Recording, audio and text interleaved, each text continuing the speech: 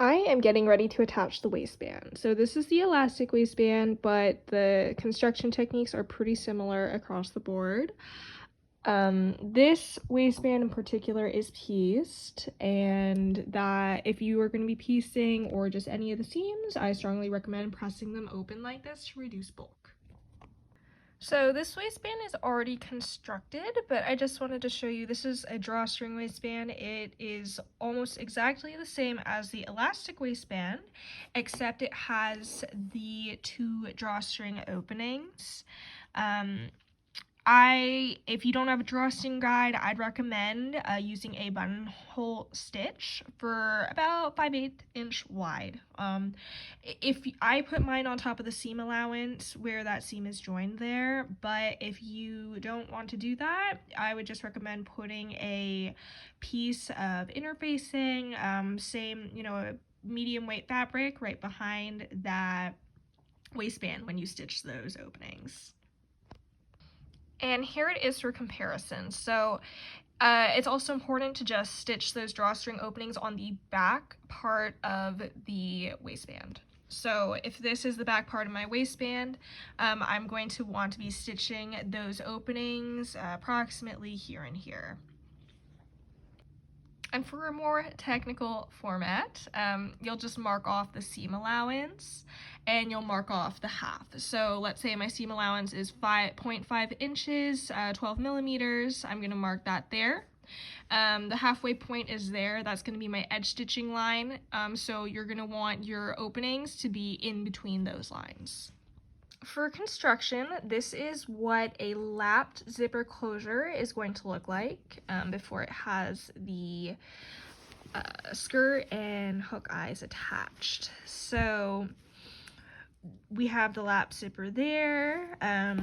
When you attach that, when you sew it together, that extension piece is going to be jutting out like that, and the other side piece will be fitting smoothly. So I'll show you what that looks like from the wrong side, because I prefer to stitch my waistband first from the wrong side for a cleaner closure. So this is what the back of the skirt looks like from the wrong side. You are going to want, so again, that's the extension, and that is the non-extension side. And you can see how they're constructed there. We have that in the spiral arc skirt. It has a technique to show how to do a sew-in skirt interfacing.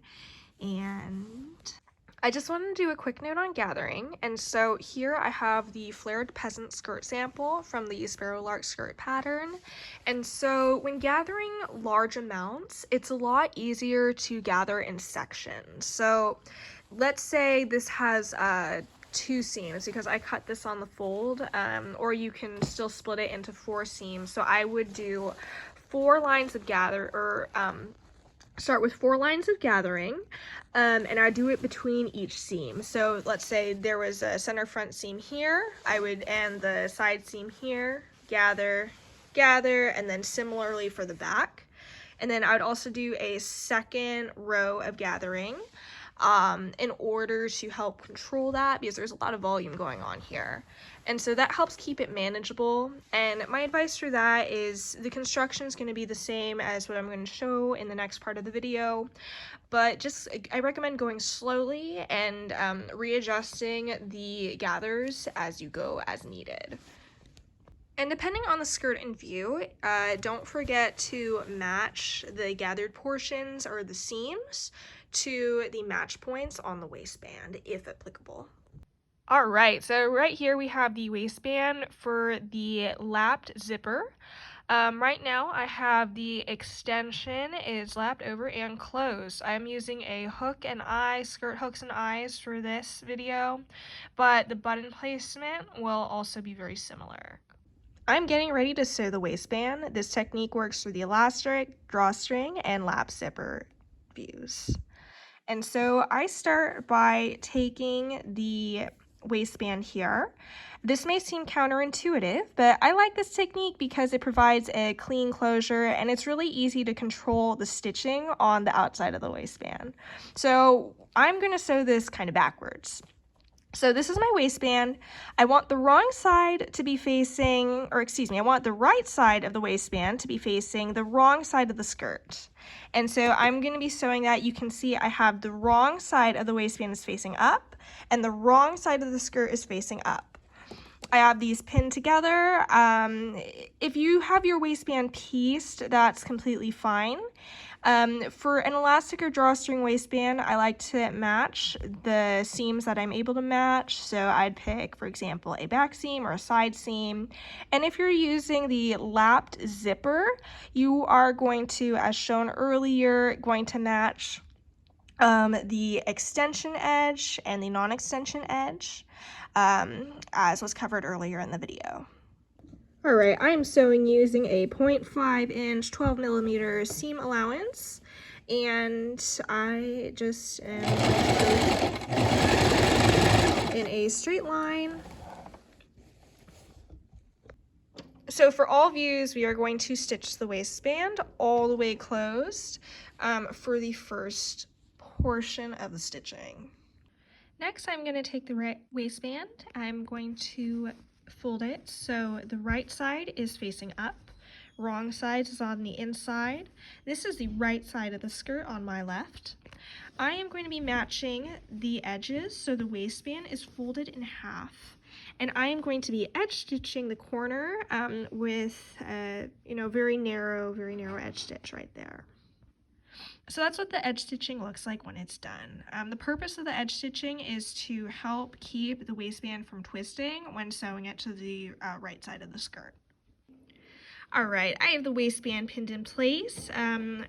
Either you can press the waistband edge up to the wrong side by 0.5 inches, 12 millimeters, and then pin it, or you can just pin as you go, just straightening out the waistband, making sure there's no bubbling, there's no twisting. And you want to make sure that the bottom seam line is covered from the right side of the skirt. So this is the first seam line here. And you can see it here, it's underneath the pinned edge.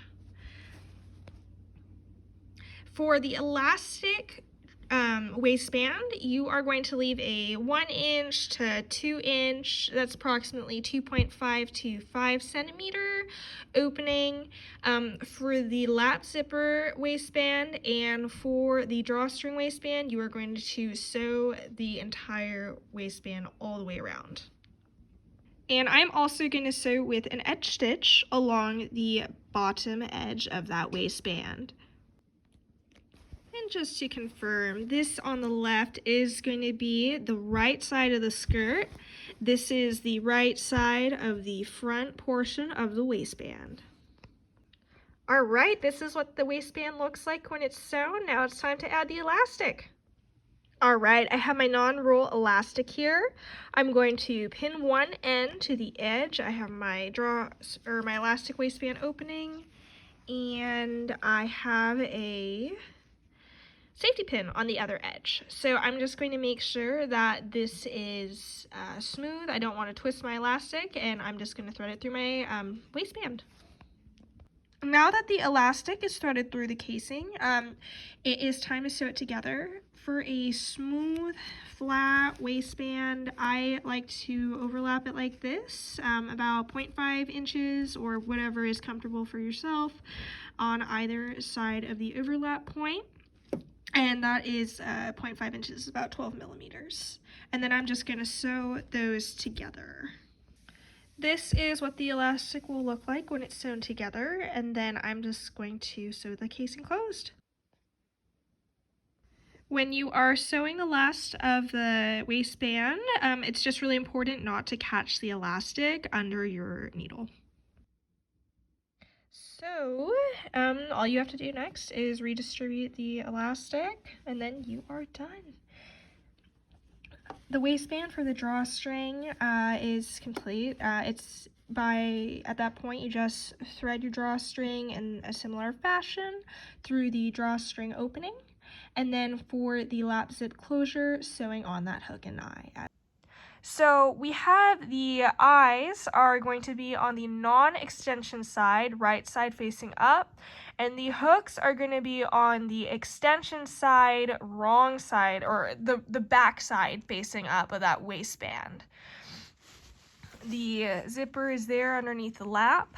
And just one more thing is that when you place the hooks and eyes, so the hooks are going to go on the edge of that extension.